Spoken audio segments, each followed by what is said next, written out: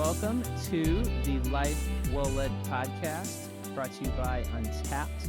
On this show, we have conversations aimed at exploring and uncovering the art of a life well led. I'm your host, John Elliott, and my guest today is my friend and agribusiness leader, Brooke Achenbach. Now, the typical way I would introduce someone like Brooke is to talk about, her credentials. Here's the places she went to school. Here's the degrees she's earned. Here's the company she worked for, the roles she's had, promotions she's received, things she's accomplished, all that. And she's got all that. And we'll get into some of that, I think, during our conversation. But I actually wanted to introduce her in a slightly different way, and I think a more appropriate way. So I'm going to introduce her by reading something that was written by Patrick Lencioni.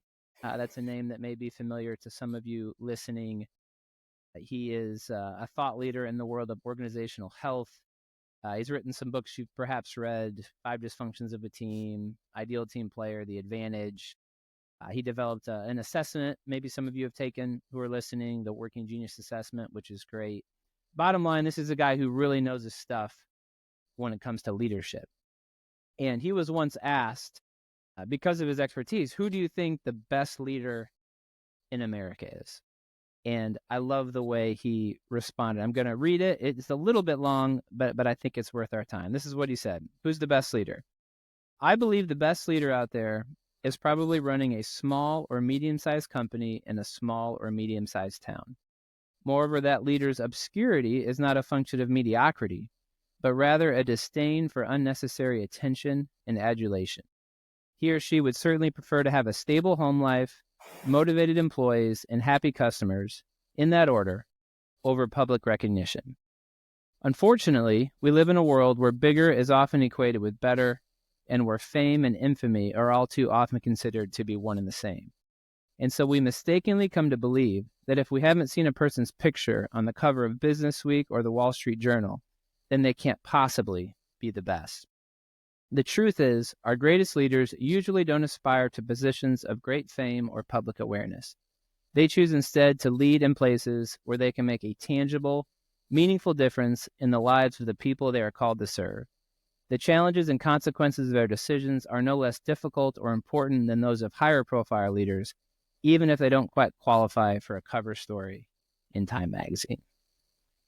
And I share that because, Brooke, to me, that's you. We did some work together last year, and we got to the end of it, and I told my colleague Lauren, I said, that might be the best leader I've ever worked with.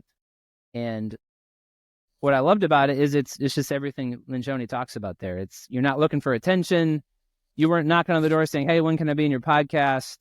You almost feel uncomfortable kind of having a light shined on the good stuff you're doing. And I think that right there actually is what makes you a great leader. And so you're not looking for attention, but that makes me want to give some to you. So thanks so much for being on the podcast today. Thank you, John. That was very flattering. Brought a little tear to my eye. So I appreciate it. Thank you very much.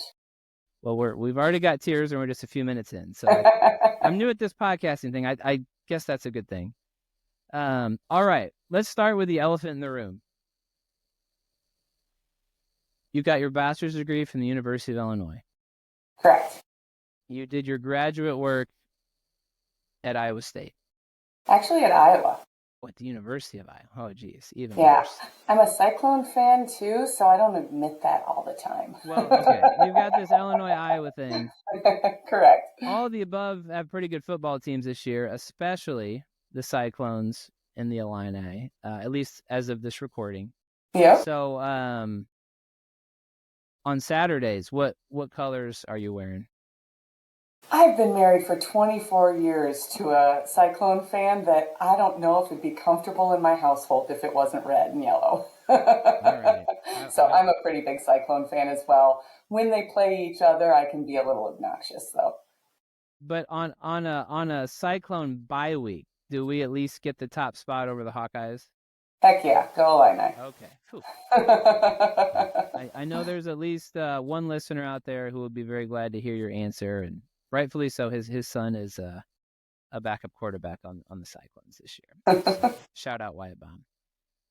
All right, let's get into some more substance here. So when I encounter really good leaders like yourself, one of the questions I will ask myself, and I'll ask you directly here is, who did they learn from, right? Is there someone or maybe a couple people in your leadership family tree, if you will, where you kind of point to that person and say, yeah, that person taught me a lot. That person modeled some really great things for me. And as I'm out here leading, I'm trying to emulate some things that they showed me or taught me. Are there some leaders that come to mind in that regard?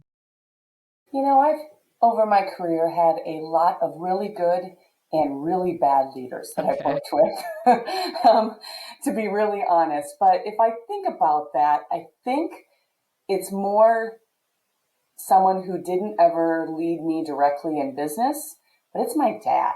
Hmm. And my dad was a great business leader before he retired. And one of the things he said to me when I was very young and probably before I ever led people was, it's really easy, Brooke. All you have to do is hire people smarter than you and get out of their way. Hmm. Now, I'm sure at the time he said that I was cocky enough and young enough to think I was still the smartest. But, but in reality, what stuck with me that he said, and he said it many times, was the value of the team, right? Hmm. You're going to do a lot better with the people around you than you're going to do on your own. And I feel like that's really become a core value in my leadership experience, is helping teams understand that core value and the value of the team over the group of individuals. Yeah. And that makes sense to me as you're sharing there. I'm thinking about our work together last year and the team you've built and the way they interact with you and each other. And yeah, I very much see that. There's just a strength and a confidence and you're definitely the leader, but sometimes you're around a team and you can tell everyone feels a little bit constrained or squelched. And your group was just very outgoing, very much free just to be who they are and offer the gifts that they had. And so it makes sense to hear you put words to what we observed last year. Yeah, I think it's also what's given me the courage maybe to lead teams in areas that I'm not an expert. So my last two teams, my current one and my previous one, I had never worked in that field.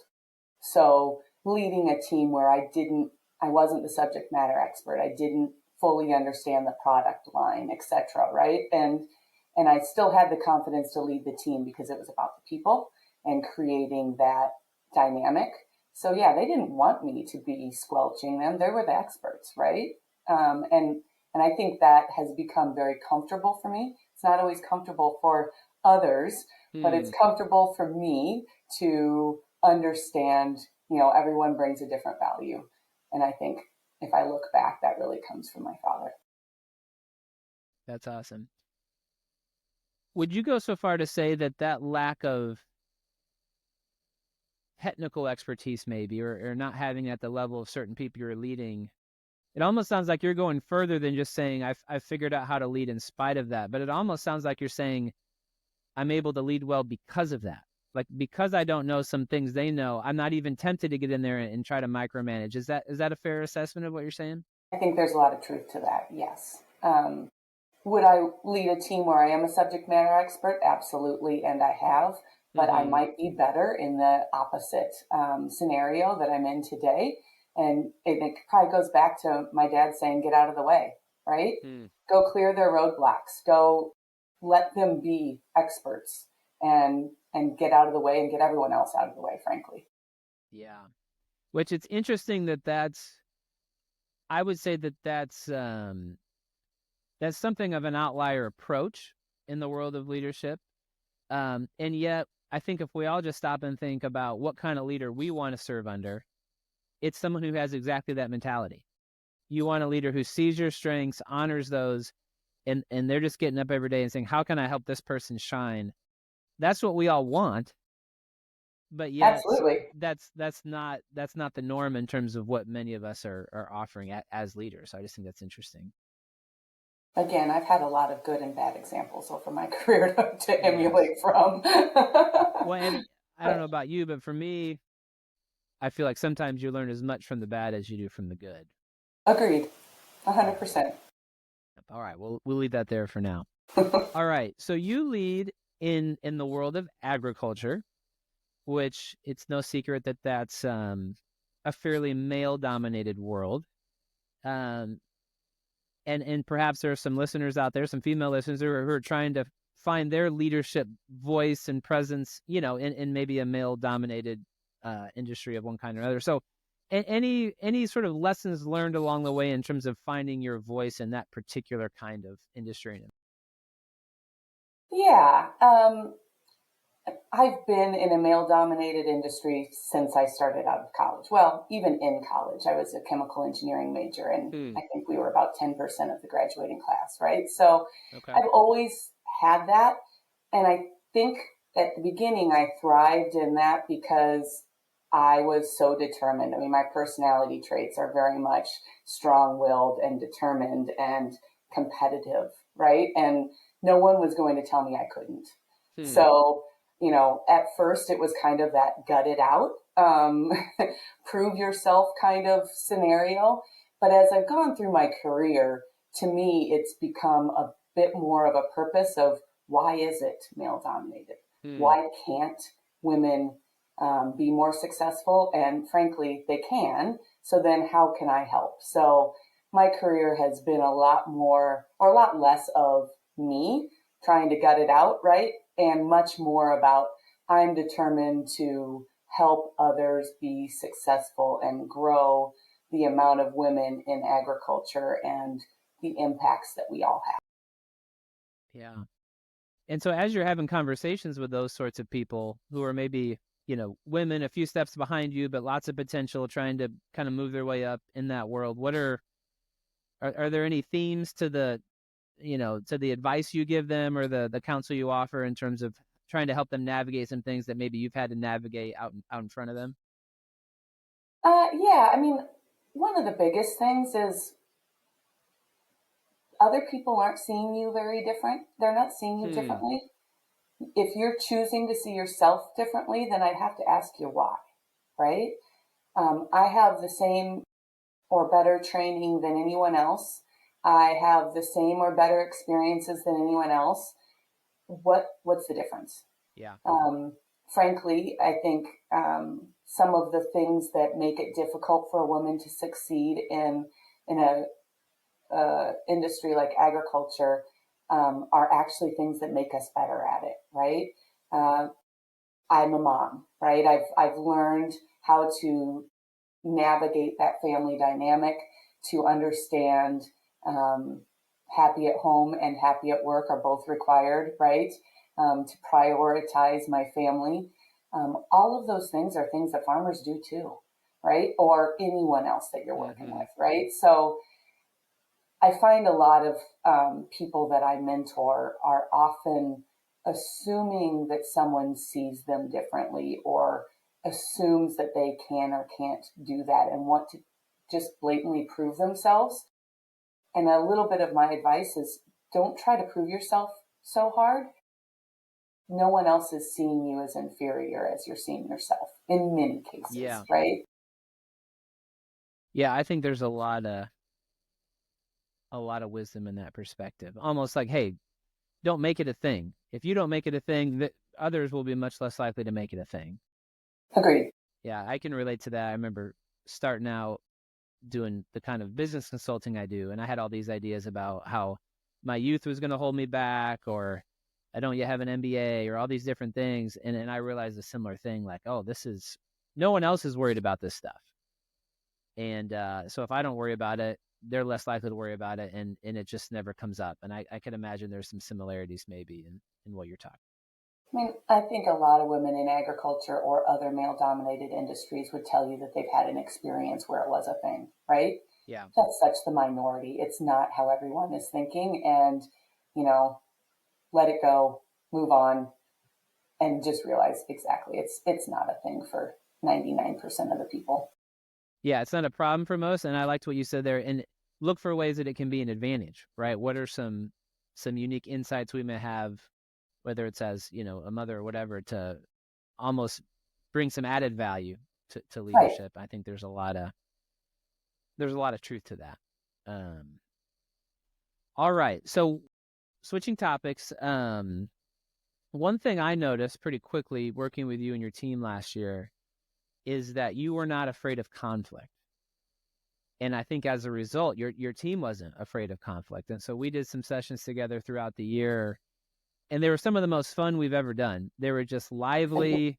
There was honesty. There was back and forth. There were sparks at times, but you could tell there was a comfort with that is I think somewhat unusual. And so I wanted to invite you just to talk about kind of your views on conflict within a team and some of the things you did and are doing to cultivate that sort of embrace of good, healthy conflict on a team. Sure. No one walks into needing to confront someone or something going on and thinks this is going to be fun, right? Mm-hmm. But if you truly address the issues and do it from a place of caring, not as a place of attack, then that's what helps the team. So again, I'm going to go back to like my core value is around building healthy teams and cultivating them. You can't do it without having a difficult conversation. And being willing to do that and understand that whether you're giving or receiving the feedback, that it's really coming from a place of caring. To me, that's, people say feedback is a gift, right? And it sounds a little cheesy, but it really can be if I believe that the person giving it to me wants me to be better. I want to be better, so why not, right? But to me, the consistency is key there. I can't sometimes have that difficult conversation and other times shy away from it and think I'm going to get a healthy result, right? It has to be consistent and I have to expect it in return. And to me, that's what makes teams fun. And I've worked on, the one I recently left was one of the best teams I've ever worked on. So those will be lifelong friendships. Yeah, that was a great crew. So two things I'm hearing you say there when it comes to conflict and just good, healthy, spirited debate. One is consistency, right? You can't sort of, okay, this person gets certain kind of treatment, that person gets a pass. So you got to be consistent, but you also they got to know you care. Absolutely. And if those two pieces are there, you've got a much better chance at being able to do conflict in a healthy way. Let me ask you about the flip side of that. You said you've maybe worked on under some not so great leaders, maybe some not so healthy teams. Where have you seen conflict go wrong? Like if you were to give a talk on, okay, here's how not to do conflict. What have you seen there that maybe doesn't work so well?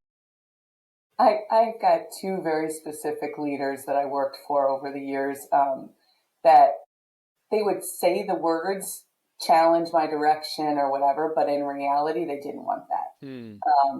And so one in particular, would give direction and I came back and said, hey, I just want to challenge that. This is what the direction I think we should go, blah, blah, blah, blah. And it came back as absolutely do what I say, go get it done. And, when I left that company, not too long after that, I wasn't even there a year.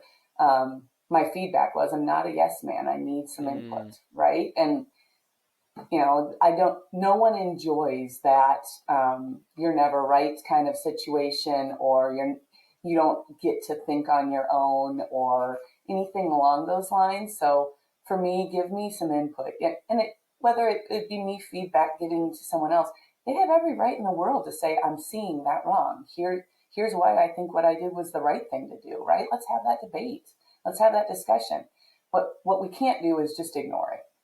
Yeah. And I've had those leaders as well, where, you get to your end of year review and all of a sudden you got feedback that you did something back in June that they wrote down and you think, well, thanks for helping me learn on that one. Right? Yeah. Yeah, I have a complicated relationship with sort of annual reviews because I get the spirit and it's good to have some time to set aside, okay, how are we doing here? But you hear stories like that where stuff's sort of tucked away in your file and then on a given hour, you get a year's worth of, and Right. in my experience, the healthiest form of feedback is it's real time. It's kind of on the spot. If you were coaching a sports team, you would never, save up all your observations for a The end of the conversation. season. Yeah, I mean, you want to correct it and help someone move forward in the moment. And I think most big companies would tell you that that's what they want their managers to do, right? But so many people are not courageous enough to do it.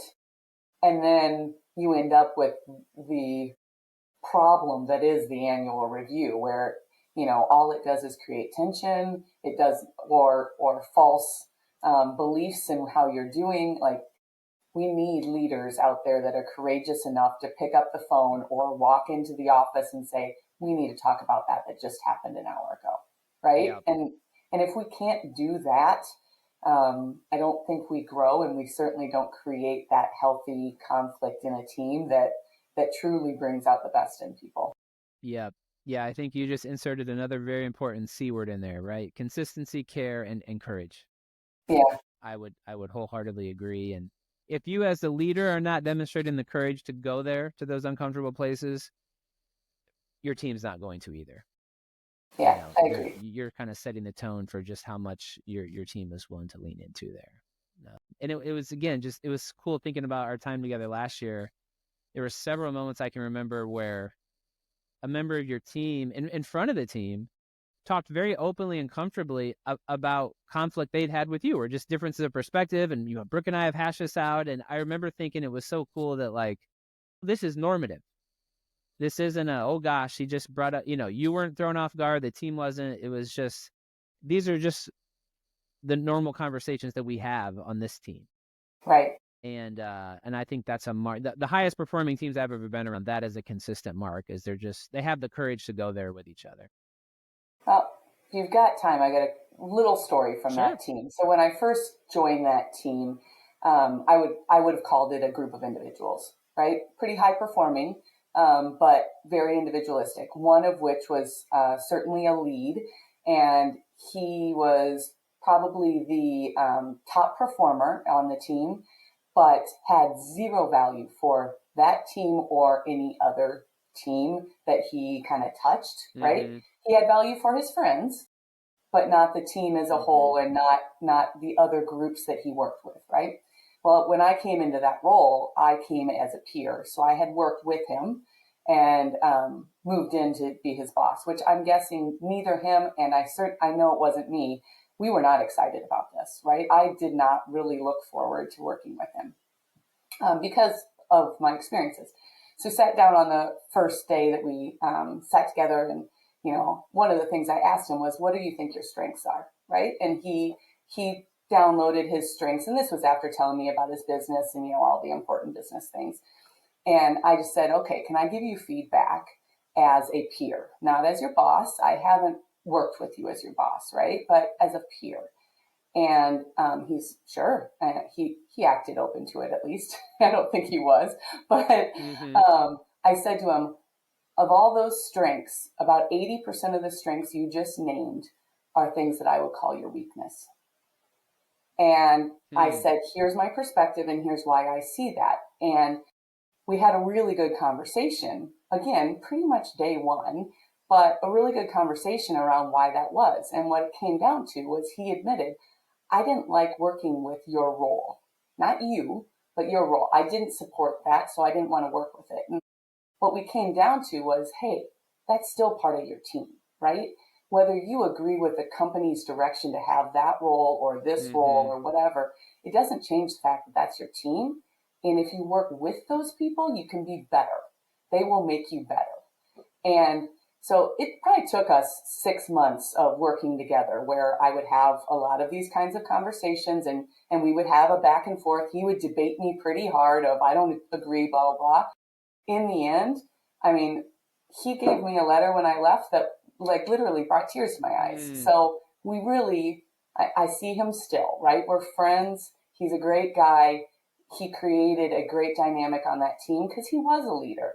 And I realized I had to get him to see the value of the team if I was going to get the team to see the value of the team. Yeah. And again, I'm just thinking about that courage word, right? It took a lot of courage on day one to go there and say, hey, all those strengths, actually, these can be problematic.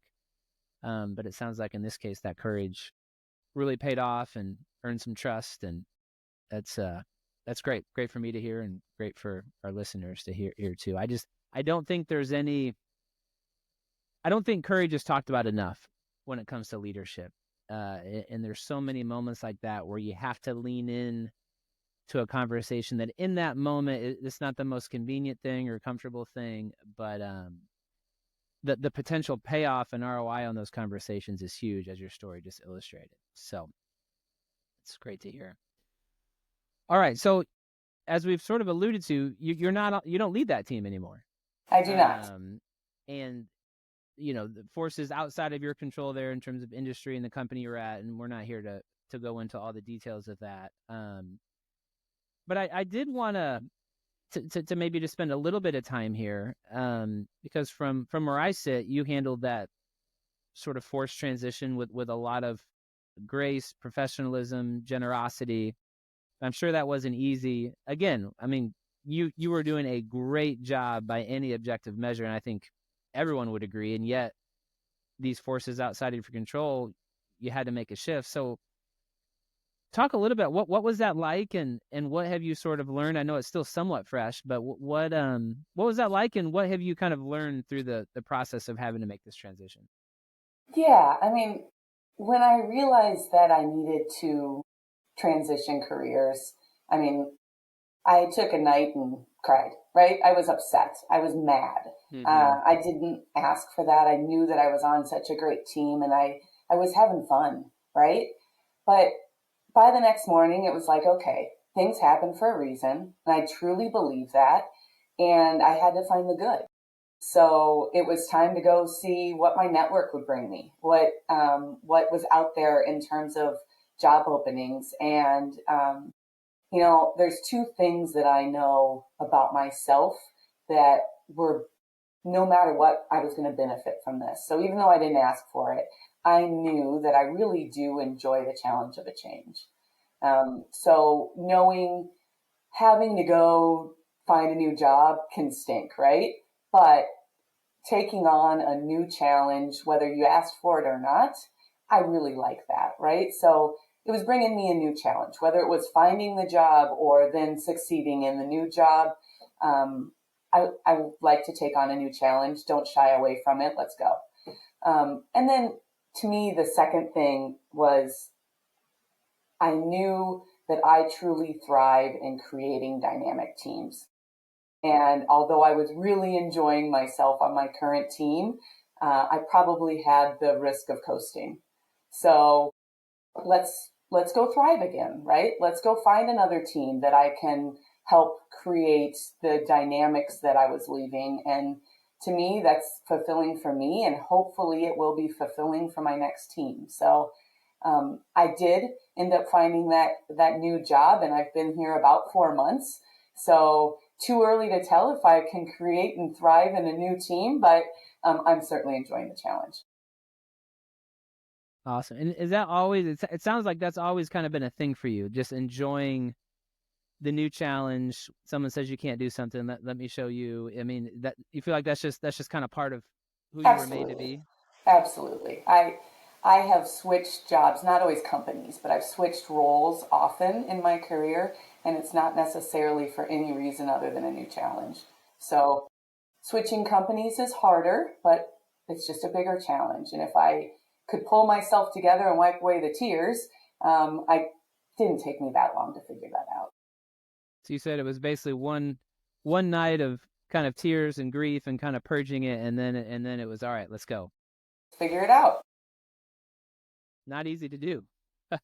No, it's Admirable. not. But what other choice do you have? You could be miserable. Yeah. I think most people would cry maybe for a few more days, but you're tough.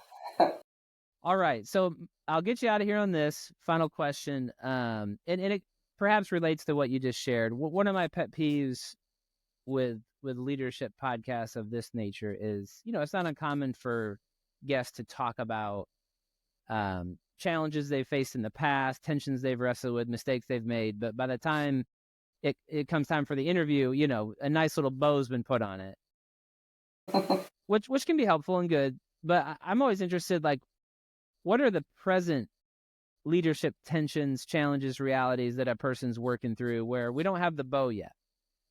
And so imagine that, you're on this podcast 5 years from now, assuming it still exists.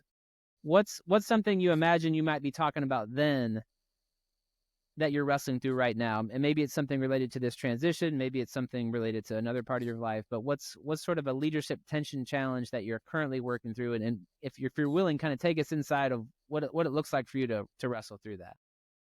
Yeah, sure. And I've alluded to it a little bit. I'm leading a team in an industry, although it's still agriculture, it's a different part of the industry I've never worked in, and I don't understand it.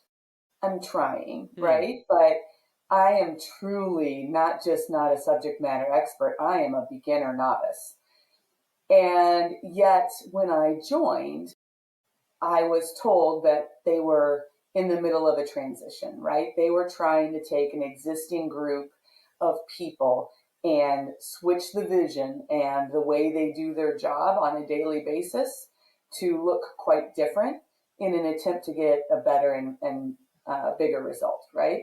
And so this switch of vision and direction was very much why I was joining the company. They were really looking to bring in a lot of a sales culture and bring in some of those team dynamics that I think I can really thrive in, and I can bring my life experiences in different industries to that team. That all being said, the team is pretty skeptical of the vision. So they've kind of had a year with an interim leader, no one full time. So they've kind of chosen to ignore the vision.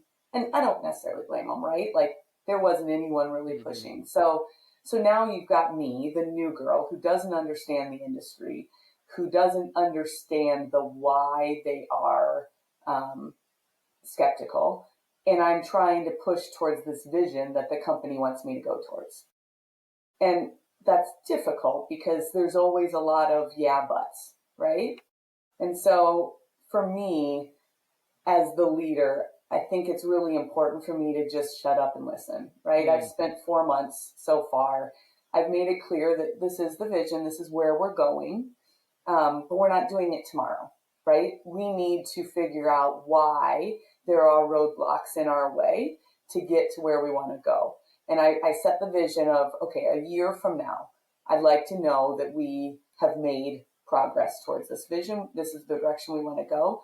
So over the next year, you need to help me understand all the roadblocks that are stopping us from getting there, right? And I need to work with you to start removing those and believe in the vision. Because right now, if there's concrete reasons why we can't do it that way, other than we just have never done it that way, right? But if there's concrete reasons, which there are, I can't ask them to go walk off a cliff, right? So as a leader, I'm balancing that. I don't have the credibility of knowing the industry. I don't have the credibility of them knowing my leadership style. Yet I still want to walk in that direction, right? So just shutting up and listening and trying to remove one roadblock at a time to maybe prove myself, let alone prove to them that this direction makes some sense. It's a little slow, but I also think I've got to earn that credibility one way or another, right? And it certainly isn't going to come in as a dictator and say, we're doing it this way tomorrow, right? They're smart people. They understand that business a lot better than I do. And I just have to have the humility to understand that. So 4 months in, have you begun to see some movement in some of those people where, okay, they're a little more open, they're a little more bought in, it's starting to kind of take a little bit? Certainly. I mean, for one, I think the belief that it's real is coming through, right? Like the consistency that we've been talking about. But also, yeah, so I'll get, okay, here's a specific roadblock, right? And then we work together on how do we overcome that? How do we get it out of the way? How do we enable you to go down this new path? And we've had a couple of successes, right? They're small. but it will just take a bunch of little small things. But I think the consistency and the fact that I'm not afraid to go get my hands dirty and go challenge leadership and go, say, hey, I came here because I agree with this vision, but we have to do this before we can be successful. And as we've won a couple of those little tiny things, right, the team gets more and more faith, right?